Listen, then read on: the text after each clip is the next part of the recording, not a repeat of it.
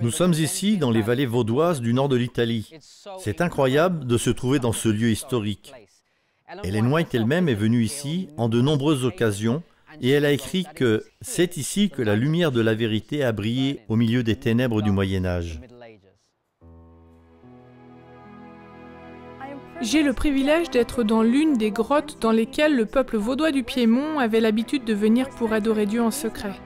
Pendant des siècles, ces montagnes ont abrité les Vaudois dont la simple foi en Dieu et dont la Bible les a poussés à endurer les horribles privations, la persécution et les hivers glacés. Ils ont aussi raconté le massacre de leurs amis et de leurs familles. L'une des raisons pour lesquelles les Vaudois ont été persécutés est de n'avoir pu accepter de garder la bonne nouvelle de l'Évangile pour eux seuls. Ils se disaient que Dieu leur demandait plus que de simplement préserver la vérité dans sa pureté au sein de leur propre Église. Et qu'ils avaient la responsabilité solennelle de faire briller la lumière qu'ils avaient reçue devant ceux qui étaient dans les ténèbres. Voici la vieille école où les jeunes Vaudois venaient se former pour devenir missionnaires. Alors ils étaient envoyés en tant qu'étudiants dans plusieurs universités d'Italie et de France. Leurs vêtements comportaient des poches secrètes où ils pouvaient cacher de précieuses portions des écritures manuscrites qui avaient demandé des mois et des années de labeur. Quand ils le pouvaient, en toute sécurité, ils partageaient ces précieuses pages avec les gens qu'ils rencontraient.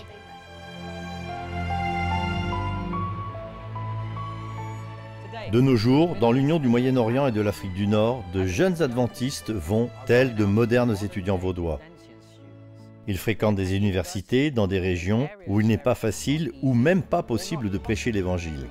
Ils se mélangent aux autres, se font des amis, et quand les circonstances le permettent, ils partagent leur foi. Ces étudiants viennent de partout dans le monde. Ils apprennent la langue du pays de façon à pouvoir y étudier, mais cela peut leur permettre aussi de partager leur foi. Sam a parlé avec certains de ces étudiants vaudois modernes, mais à cause de l'endroit où ils étudient, leur identité restera cachée. Nous allons à l'université et rencontrons des étudiants. Cela nous permet de parler de l'Évangile. Votre but principal est-il d'étudier ou de rencontrer des gens ? De rencontrer des gens. Les études viennent en second. Vous voilà devenu agent secret ? En quelque sorte. Donc vous êtes spécialement ici pour vous intégrer et vous mélanger aux gens. Comment cela s'est-il passé pour vous ? Êtes-vous facilement entré en contact ?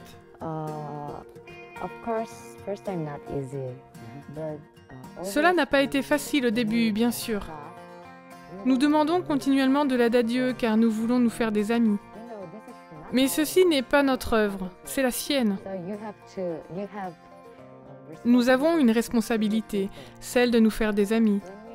Et quand nous prions, Dieu répond.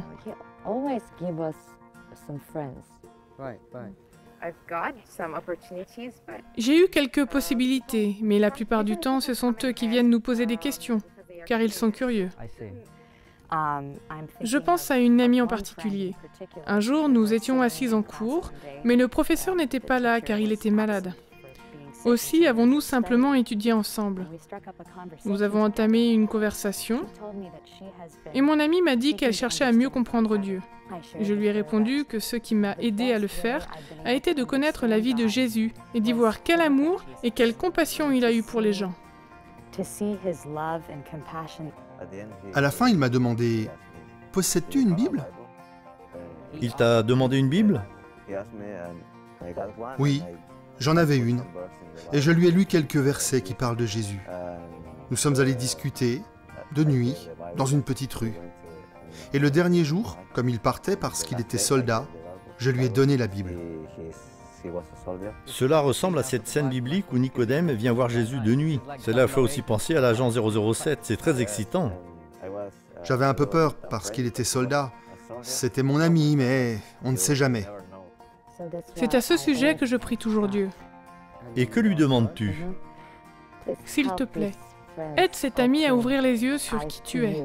Est-ce que c'est quelque chose que nous devrions faire plus souvent ? Oui, bien sûr. Et quand je suis là, je pense aussi que l'Église doit envoyer plus de personnes ici. Nous avons besoin de davantage d'aide. Il y a un tas de monde ici qui aimerait entendre parler de Jésus, mais personne n'est là pour le faire. Dieu prend soin individuellement de chacun de nous. J'ai l'assurance qu'il a déjà travaillé avec puissance dans cette contrée avant que j'y mette les pieds, et même avant que qui que ce soit d'autre ne l'ait fait.